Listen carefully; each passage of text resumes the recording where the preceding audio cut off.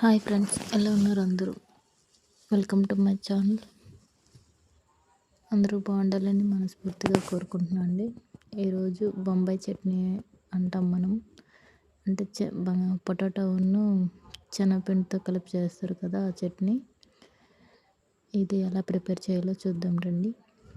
ముందుగా కళాయి అయితే పెట్టుకున్నాను. ఆ కళాయిలో కొద్దిగా ఆయిల్ పోసుకొని అందులో జీరా, ఆవాలు, పోపు దినుసులు వేసుకొని పచ్చిమిర్చి అయితే వేసుకోవాలి. ఈ చట్నీకి ఏమంటే పచ్చిమిర్చి, కరివేపాకు తప్పకుండా వేయాలి. అవి వేస్తేనే కొంచెం టేస్ట్గా ఉంటుంది. నెక్స్ట్ ఆనియన్స్ కొంచెం పెద్దగా కట్ చేసుకున్నాం కదండి, పెద్దగా కట్ చేసుకొని పెట్టుకోవాలి. ఆనియన్స్ అలా అయితే బాగుంటుంది. మధ్య మధ్యలో తగులుతూ ఉంటుంది, తినేటప్పుడు చాలా రుచిగా ఉంటాయి అన్నమాట. కొంచెం ఫ్రై అయినాక ఈలోపు పొటాటో అనేది పైన పీల్ తీసేసి కోసుకొని ఒక బౌల్లో ఒక నీటిలో వేసుకొని ఉంచుకుందామండి. ఇది తాలింపు అయితే వేగేలోపు దీని తర్వాత ఒక పెద్ద టమోటా అయితే కట్ చేసుకొని వేసుకుందాం. కొంచెం అల్లం కూడా వేసుకోండి, టేస్ట్ బాగుంటుంది. ఇంకొంచెం అల్లం కూడా నేను వేసుకున్నాను, టేస్ట్ అయితే చాలా బాగుంటుంది. ఇది వేగినాక కొంచెం ఒక టమాటో అయితే కట్ చేసేసి వేసుకొని ఇది టమాటో కూడా ఫ్రై అయిపోవాలి. ఫ్రై అయిపోయిన తర్వాత పొటాటో అయితే ఏవైతే కట్ చేసి పెట్టుకున్నామో అవి వాష్ చేసుకుని ఇందులో వేసుకోవడమే అండి. ఈలోపు మనం శనగపిండి అయితే నేను తీసుకొని ఒక బౌల్లో అయితే ఒక 4 స్పూన్స్ శనగపిండి తీసుకుంటున్నాను. అందులో ఏమంటే కొద్దిగా వాటర్ పోసుకొని ఉండలు లేకుండా బాగా కలుపుకొని మిక్స్ చేసుకొని ఉంచుకోవాలండి. అలా ఉంచుకుంటే కొద్దిసేపు 5 మినిట్స్ ముందే నానబెట్టి ఉంచుకుంటే లోపల ఉన్న గడ్డలు కానీ ఉండలు కానీ బాగా కరిగిపోయి నీట్గా ఉంటుంది. మొత్తం శుభ్రంగా కరిగిపోయి బాగా మనం కూరలో వేసేటప్పుడు ఉండలు రాకుండా ఉంటుంది. లేదా అంటే గడ్డలాగా ఉండిపోతుందండి. అందుకనేసి నేను ముందుగా కలిపి పెట్టుకుంటున్నాను. ఈలోపు టమోటా అయితే కట్ చేసి పెట్టుకున్నాం కదా, టమాటా వేసుకొని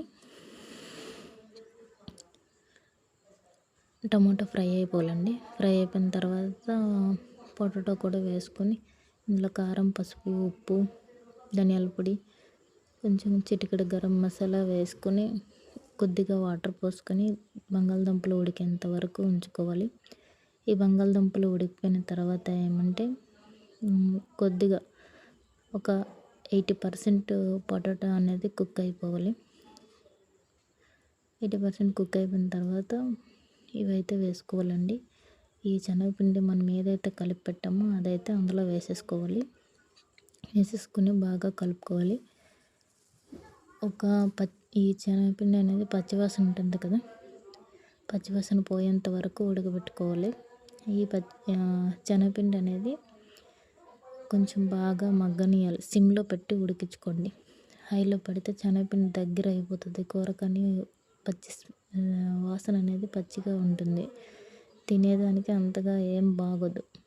అందువల్ల కొంచెం సిమ్లో పెట్టుకొని వాటర్ పోసుకొని మేము ఎంతైతే ఒక కప్పుడు వేసుకుంటున్నామో ఆ కప్పుడుకి ఇంకొక కప్పుడు అనేది వాటర్ అయితే యాడ్ చేసుకోవాలండి.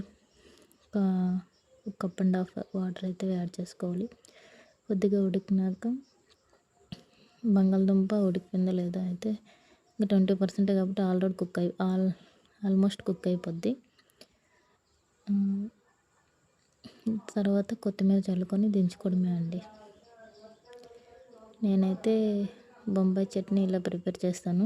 చాలా బాగుంటుంది, చాలా టేస్ట్గా ఉంటుంది. నేను చేసే ఈ చట్నీ అయితే మా పిల్లలకి చాలా ఇష్టం, చాలా ఇష్టంగా తింటారు. ఇడ్లీ అయినా, దోశ అయినా ఇంకా కావాలి అని అంటారు. అంత బాగా తింటారు. మీరు కూడా ట్రై చేయండి. ఎప్పుడైనా ట్రై చేస్తే కామెంట్ చేయండి ఎలా వచ్చిందనేది. లైక్ చేయండి, షేర్ చేయండి, సబ్స్క్రైబ్ చేయడం మర్చిపోవద్దు.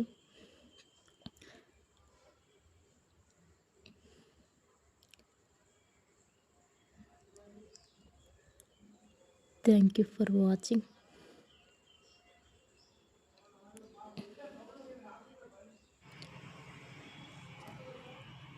ఇడ్లీ బొంబాయి చట్నీ కాంబినేషన్ చాలా బాగుంటుంది. మీరు కూడా ట్రై చేయండి ఎప్పుడైనా. ట్రై చేస్తే నాకు మెసేజ్ చేయండి, లైక్ చేయండి, షేర్ చేయండి. ఇది నా స్టైల్లో అయితే ఇలా వండుతాము. మీరు కూడా ఎప్పుడైనా ట్రై చేయండి.